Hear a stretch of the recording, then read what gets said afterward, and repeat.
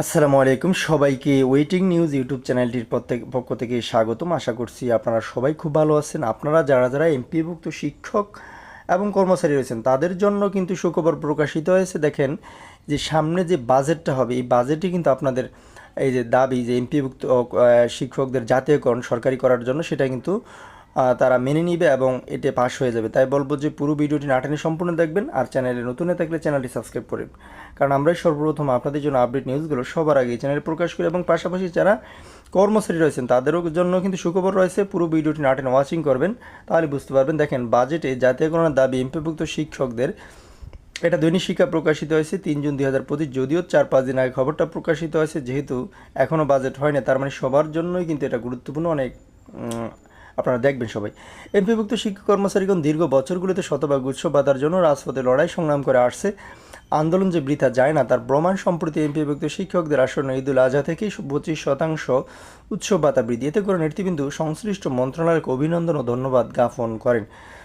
দেখেন এই মন্ত্রণালয়কে 25% যে উৎসব ভাতা বৃদ্ধি করেছে, এই যে আপনার কিছুদিন আগে এটা সবাই পেয়েছেন, তো এটার জন্য কিন্তু তারা ধন্যবাদ জ্ঞাপন করেছেন। এমপিভুক্ত শিক্ষকদের বর্ধিত উৎসব ভাতা প্রদান করে অন্তর্বর্তী সরকারের অভিনন্দন জানিয়েছেন বাংলাদেশ মাধ্যমিক সহকারী শিক্ষক সমিতি। পাশাপাশি অতি দ্রুত কর্মচারীদের শিক্ষকদের ন্যায় 25% উৎসব ভাতা বৃদ্ধি এবং আসন্ন বাজেটে শিক্ষা ব্যবস্থা জাতীয়করণের দাবি জানানো হয়।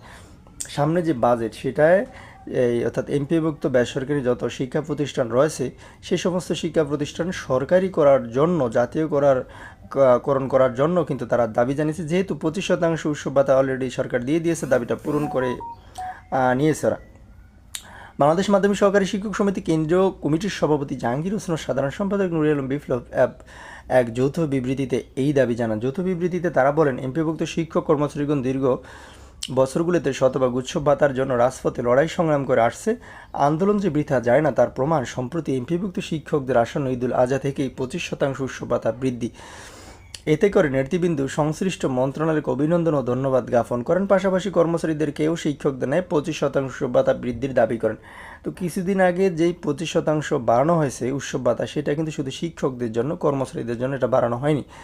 যার কারণে কর্মচারীরাও কিন্তু দাবি করেছেন যে তাদের ন্যায় শিক্ষকদের ন্যায় তাদেরকেও 25% উৎসব ভাতা বৃদ্ধি করার জন্য বাংলাদেশ মাধ্যমিক সহকারী শিক্ষক সমিতি শিক্ষা ব্যবস্থা জাতীয়করণের আন্দোলনের পাশাপাশি শিক্ষা খাতে সকল বৈষম্য অবসান লড়াইয়ে দৃঢ় প্রতিজ্ঞ।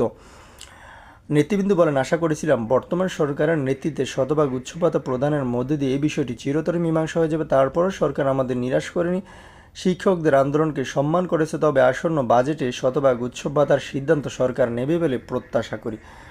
তো আশা করি বুঝতে পেরেছেন, এই সামনের বাজেটই কিন্তু আপনাদের শতভাগ উৎসব ভাতার সেটা কিন্তু সরকার পূরণ করে দিবে। পরবর্তী নিউজ দেখার আমন্ত্রণ জানিয়ে এই পর্যন্ত শেষ করছি। আসসালামু আলাইকুম।